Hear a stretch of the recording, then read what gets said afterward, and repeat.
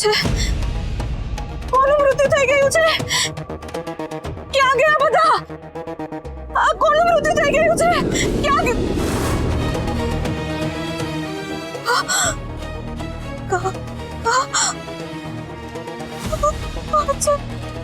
અચાનક શું થઈ ગયું? કાકા કાકા ગંગાબા, તમે છો આના મૃત્યુનું કારણ. એને તમારી પાસે મદદ માંગી હતી ને તમે નહીં કરી. હું કોઈ દાડો મંદિર નહીં જાઉં અને ભક્તિ એ નહીં કરું. અરે બધું ખોટું છે જે આ ગંગાબાએ આપણને ભગવાન વિશે કહ્યું છે. અરે આને તો ગંગાબાને ભગવાનના દૂત સમજીને પોતાની પીડા કહી. એમની વાત પણ તમે ન સાંભળી. ભૂખ અને તરસથી તરફડીને મરી ગયો. આ કોઈ મદદ કરવા ન આવ્યું. કોઈ ઈશ્વર નથી, કોઈ પરમ પિતા નથી, કોઈ પરમાત્મા નથી. બંધ કરો બધા મંદિર. આની લાશ સાથે અમારી શ્રદ્ધાને પણ અમે બાળી નાખીશું. અમારી એ આશા પણ બળી જશે કે કોઈ દેવી શક્તિ પણ અમારી મદદ કરે છે. ચાલો આના અગ્નિ સંસ્કાર સાથે આપણી શ્રદ્ધા, ભક્તિ અને ભગવાન પ્રત્યેના સમર્પણને પણ સળગાવી દઈએ. તમારી બુદ્ધિ આવી મર્યાદા ભગવાન સુધી ના પહોંચાડી શકે. તમે છો આના મૃત્યુનું કારણ.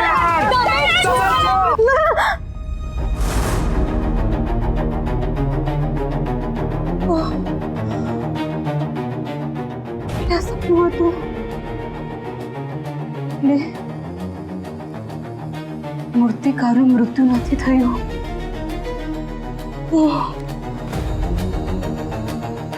પણ મને એટલું સમજાઈ ગયું છે કે જો લોકોને પોતાની પીડા અને પ્રશ્નોનું સમાધાન નહીં મળે તો ઈશ્વરથી વિમુખ થવા જ માંડશે. જેમ સપનામાં લોકો બોલી રહ્યા હતા કે કોઈ ઈશ્વર નથી, કોઈ પરમ પિતા નથી. ના, હું એ થવા નહીં દઉં. હું એ થવા નહીં દઉં. હે પ્રભુ, હે મારા નાથ, મને કંઈક તો રસ્તો બતાવો. હું શું કરું? હું ભક્તોની શ્રદ્ધાને આમ નહીં દઉં. જો એક પણ વ્યક્તિ ઈશ્વરથી દૂર થશે તો ધીરે ધીરે બધાને કહેશે કે ઈશ્વર છે જ નહીં, કોઈ પરમ પિતા છે જ નહીં. પછી ફરી કોઈ બાપજી જેવો માણસ આવશે અને કહેશે કે હું ઈશ્વર છું. એ લોકોને જે સામે દેખાય છે પછી એને જ ઈશ્વર માનવા લાગી જાય છે. પોતે ઈશ્વરનો અંશ છે એ તો એમને દેખાશે જ નહીં, એ સમજાશે જ નહીં. હવે હું શું કરું?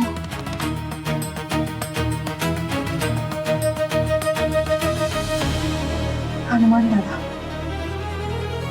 તમે જે મને કાર્ય સોંપ્યું છે ને હું કરીને જ જંપીશ. હું મૂર્તિકારનો ઈશ્વર પરથી વિશ્વાસ ઉઠવા નહીં દઉં. નહીં દઉં એટલે નહીં જ દઉં.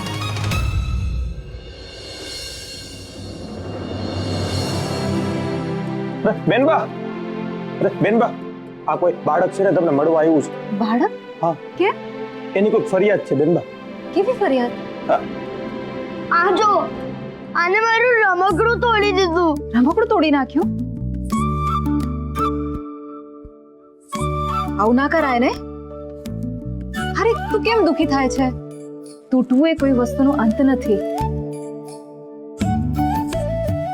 કંઈક તૂટે ને તો નવો આકાર બને છે. હું તને આ રમકડું સાંધી આપું તો? હા. હું આવું.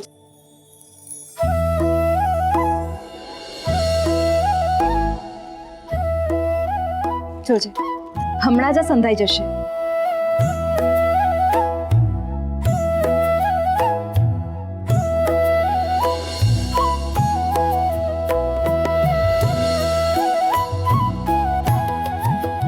જોયું? આ તૂટી ગયું હતું ને, હવે સંધાઈ ગયું ને. ધીરજ રાખવાથી જીવનમાં બધી જ સમસ્યાઓ દૂર થઈ શકે છે. જોયું ને? હવે આને આપણે થોડી વાર સુકાવા દઈશું. બા મને પણ રમકડા બનાવવા છે પણ મને આવડતું નથી.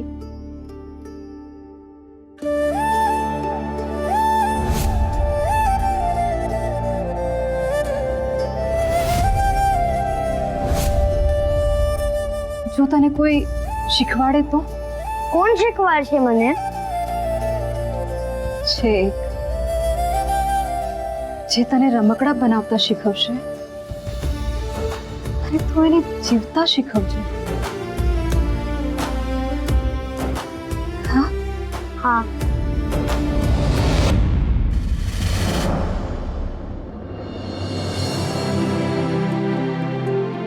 હું કહું ને ત્યારે તમે આવજો. તારે રમકડા બનાવતા શીખવું છે ને? હા. આ દાદા માત્ર રમકડા જ નહીં, સારી મૂર્તિઓ પણ બનાવતા શીખવશે, પણ એમની વાતો તારે ધ્યાનથી સાંભળવાની. અરે પણ બેનબા, આ જે માણસ મરવા માંગે છે એ શું કેમ બીજાને કોઈ કઈ શીખવાડે? જોઈએ, પ્રયત્ન તો કરી જોઈએ. એનું દુઃખ વહેંચનાર કોઈક મળી જાય તો કદાચ એ શાંત થઈ જાય. મહારાજ, શું થયું છે? બાપ, વાત જાણે એમ છે કે મહારાજ જલ્દી બોલો, ડર લાગે છે. ભગવાન જુઠ્ઠો ન બોલાવે. પણ વક્તુબા, તમારે ડરમાં રાખવા જેવા તો ગંગાબાને હતા. એ આ મંદિરમાંથી રામ ભગવાનના દાગીના ચોરાઈ ગયા છે. શું?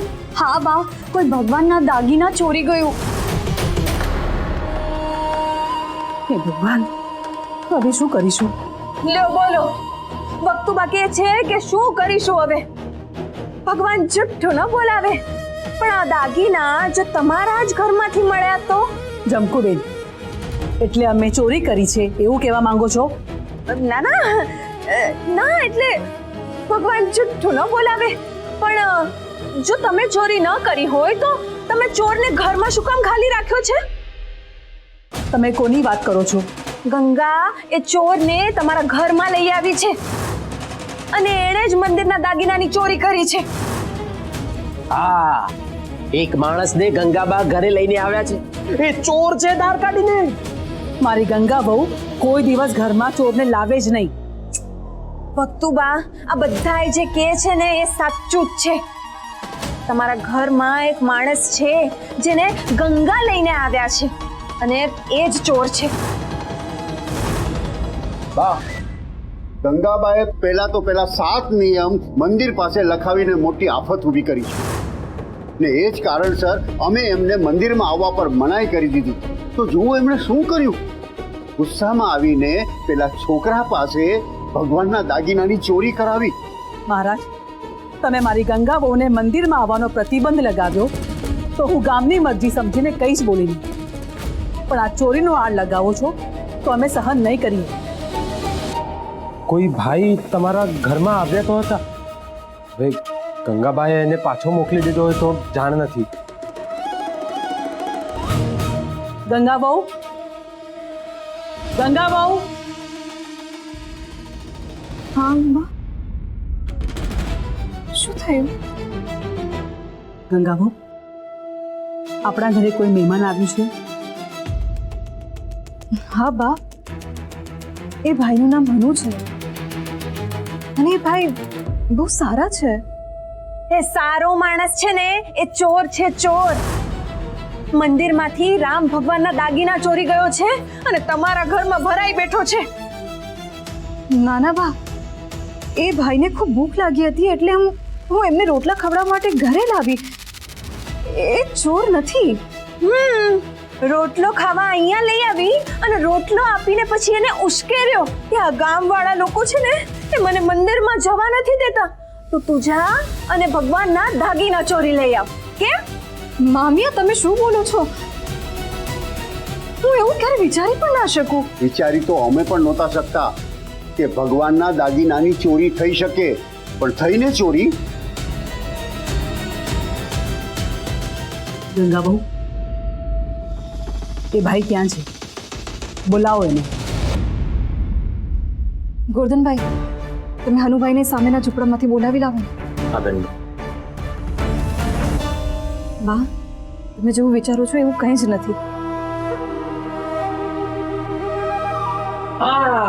આ છે જેણે દાગીનાની ચોરી કરી છે, ધાર કાઢીને. દાગીના ચોરે છે, શરમ નથી આવતી તને? ખોડિયા, શાંત થઈ જાઓ. અહીં આવો. જોવો જોવો, મને ઓળખીને કેવો ડરી ગયો આ. એકવાર કીધું ને શાંત થઈ જાઓ.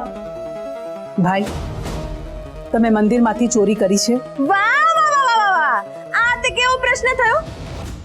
કોઈ ચોર આમ કબૂલાત કરે કે હા હા મેં જ ચોરી કરી છે? આ ચોરી કબૂલ કરશે, અને એ પણ આખા ગામની સામે ચોરી કબૂલ કરશે. ના ના ના ના શું કરશે? હરિરામ, આખા ગામમાં જઈને ઢંઢેરો પીટ કે બધાએ ચોતરે આવવાનું છે. આ ગામના લોકોએ મંદિરમાં કેટલું ચડાવ્યું હશે, નહીં? કેટલી ભેટો ચડાવી હશે.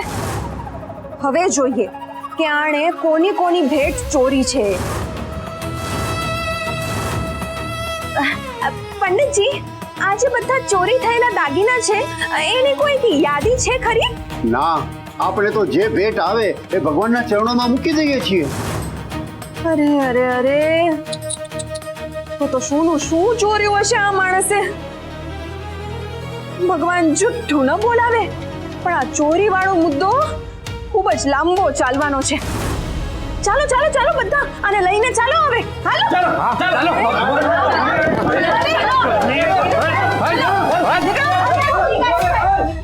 આ કોઈ મારી વાત પણ નથી સાંભળતા. તમે એ છોકરાને ઓળખો છો? ના બા. તો શું કામ એક અજાણ્યા છોકરા માટે તમે આખા ગામની વિરુદ્ધ જાઓ છો? જુઓ, મંદિરમાં ચોરી થવી એ મોટી ઘટના છે. હા બા, ભગવાનના દાગીનાની ચોરી થઈ છે એ બહુ જ મોટું પાપ છે. અને બા, આપણો પરિવાર રાજવી પરિવાર છે. યથા રાજા તથા પ્રજા એવી કહેવત છે ને, પણ આ વખતે એવું નહીં થાય. આ વખતે યથા પ્રજા તથા રાજા થવું પડશે બા. કારણ કે માત્ર રામજીના મંદિરમાં ચોરી નથી થઈ, પણ આખા ગામની શ્રદ્ધા ચોરાઈ ગઈ છે. ભક્તિનું હરણ થયું છે. જે પણ દોષી છે એને આખા ગામની વચ્ચે શિક્ષા તો કરવી જ પડશે. પણ એ લોકો આખો દોષનો ટોપલો તમારા માથે નાખવા માંગે છે, અને એ લોકો આવું કરીને જ રહેશે. તમે ગમે તેટલું સાચું બોલશો, પણ એ લોકો માનશે નહીં. લોકો એકવાર જેને ચોર માની લે છે ને, એને ચોર સાબિત કરીને જ રહેશે. હું જાણું છું બા, એટલે જ આગળ જઈને બધાની સામે આવવું જ પડશે. અને બા, આ વખતે હું મારો સહેજ પણ બચાવ નહીં કરું, કારણ કે આ વખતે તો પ્રભુ શ્રી રામને દેખાડવાનું છે, આખી દુનિયાને દેખાડવાનું છે કે સાચો ચોર કોણ છે. હું, હનુભાઈ, ત્યાંમાંથી કોઈ વ્યક્તિ.